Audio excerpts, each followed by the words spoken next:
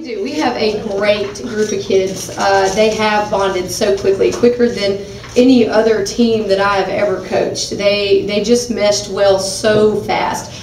In fact, this summer, they all didn't get to meet each other, so they started calling me and texting me, hey, can you give us everybody's numbers so we can start getting to know everybody.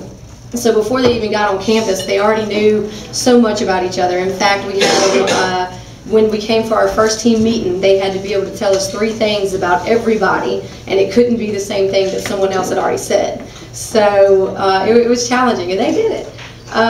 Just to give you a little background on me, I played here many, many years ago under Coach Kathy Barlow. And I always told her that this is where I always wanted to come back to. This is where I wanted to coach. And at that time, at that age, I never pictured anyone else coaching here other than her. You get that mindset that this is what it's supposed to look like and how it's supposed to be. And I remember when she left that I was thinking, well, I'm not old enough to be a head coach yet. Why is she leaving now?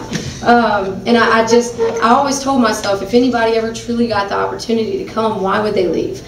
I missed the just the welcome everywhere you go in town. I missed when you walk around campus, how you feel when everyone you see smiles and says hello, tells you good morning. The thing that I love about our campus is everyone is so willing to help. There's a lot of behind the scenes stuff that a lot of people don't realize. And from human resources to the business office to the bookstore to business affairs, whatever it may be, everybody's so willing to just stick their head out there and make sure that everything's going great and going well. They're so supportive. We've hit a little adversity starting this year. I was hired kind of late. I was hired toward mid-April. And when I was brought in, we at that time only had 2 returners, which was Taylor was one of them, and then Megan Knight. Joining them had only been 2 other girls that had been signed at that time. And so we have room at least for 14. So coming in April, basketball season's been over since the beginning of March, and we only have 4 people to a 14-member team. So it was extremely challenging. Not once have I complained, because this has been my dream to be able to get this opportunity as a head coach. And so I love to be able to just be kind of thrown into it. I had great support through our athletic staff. Coach Jeff Willis has had my back since day one. He has helped me through so much. I probably bug him more than anyone else on campus with a million questions a day. But he's been so understanding and so helping. He's one of our biggest supporters as far as through basketball goes. We were in the process of kind of renovating our gym floor. So during that time, everyone on campus is working very well with us, but you have a lot of injuries that are prone to the type of what was on the floor.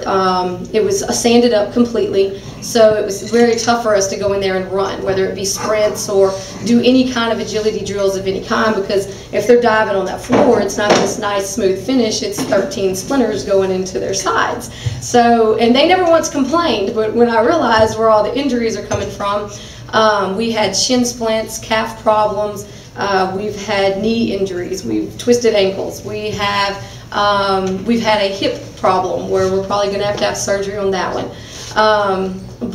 So we started calling around in the community, and St. Ed's, bless them, allowed us to come and use their facilities while our gym was being worked on. We are extremely thankful for them.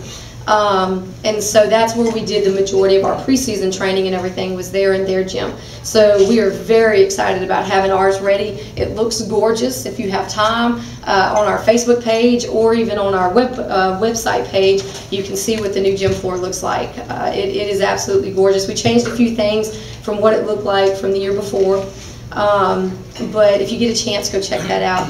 So they all come from different backgrounds where they've stayed at their high schools for so long, they've learned their programs, and now all of them have to come together, and now they've got to learn my program. They have to, everything that they've done from the past, other than the fundamentals of the game, they've got to completely wipe away, and they've got to relearn what's going on. They have worked so hard. They have not once complained. And like Taylor was explaining, it is a job. To be a college athlete, you're a student first, and it's a job. The reward, in my opinion, is being able to play basketball. Your job first is to be a student. If you don't make the grades, you can't help us. But I promise you, these girls will not disappoint you when you come and you watch them and you support them. They will not just perform in first class, but you will see some of the hardest working college athletes that you've seen in a very long time. I could continue to talk and talk about how proud I am of them.